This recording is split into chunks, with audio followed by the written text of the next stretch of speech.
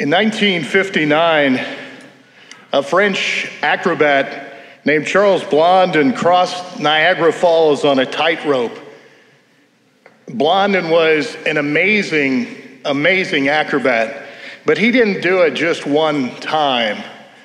Blondin crossed the Niagara Falls, that 1,100-foot gorge between Canada and the United States, multiple times, doing a number of theatrical variations.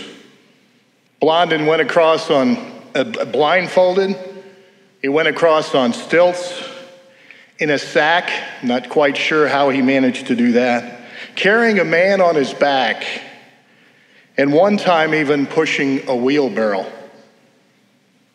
The people were amazed at Blondin and what he could do. But as he came across the gorge, close to one side, pushing the wheelbarrow, the crowd began cheering louder and louder. And they were amazed at Blondin's work and what he was able to do on the tightrope. As Blondin got to the other side, he asked this question. As the crowd was cheering, he said, "Now, who would like to sit in the wheelbarrow and ride back to the other side?" And of course, the crowd fell silent. There was a matter of trust with Charles Blondin to a point, and we see proof of that, obviously, until he asked that question. Today's gospel from Mark describes what some believe as a typical day in Jesus' ministry. He was in the synagogue in Capernaum. Capernaum's a small fishing village on the Sea of Galilee, and that's where Jesus' ministry happened for a while. And after teaching in the synagogue, an astonishing thing happens. A man with an unclean spirit calls out to Jesus. The spirit is fearful of Jesus. And actually, the spirits seem to understand Jesus' identity better than his own disciples. Jesus' ability to drive out demons shows his power over evil. And in the pre-scientific age of Jesus' time, all illnesses were understood to be manifestations of evil. Possessions by unclean spirits could mean maybe what we consider today as a mental illness, or perhaps a way of describing certain kinds of physical ailments. And there were a lot of healers in Jesus' time, exorcists, who would try to heal or would heal. But Jesus healed with a unique authority, connecting healing and that healing activity with the words of his preaching. Yet we can really miss the point of Mark's gospel if we try to explain away the healing works of Jesus. The crowd see Jesus' curing of the possessed man as further affirmation of his authority. Jesus' power to heal gives greater credence to his teaching, and Jesus impressed the crowds through his words, which are manifested with his deeds.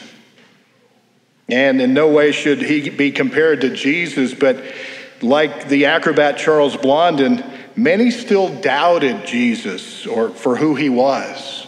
They saw the miracles he performed. They saw him chase out the demons, but he was challenged by the Pharisees, and many, of course, knowing that Jesus was the God-man, still walked away from him and from his teaching. And our challenge can be to put our total trust in Jesus, to know that he is truly there for us, knowing that he is the great healer, the divine physician. And that can certainly be a challenge for us sometimes, because we may ask for something of God or ask for something in our prayer life, and those prayers don't seem to get answered. We wonder if Jesus is really listening to our petitions. And it can become a challenge, but we have to trust, regardless of how challenging that may be at times. And as we prepare to come forward for communion in just a few moments this evening to receive his precious body and blood, it's important for us to know that Jesus truly is present in the Eucharist. He truly is the bread of life. And my prayer for us is that we may all learn to trust in Jesus, completely knowing that his love for us is something that is beyond all comprehension. His love for us, if we imagine the billions of gallons of water flowing over Niagara Falls, and if we try to compare that to God's love for us, it would seem like but a drop of water in the sink compared to his overwhelming love for us. His love for us is ending, and his love for us is unconditional.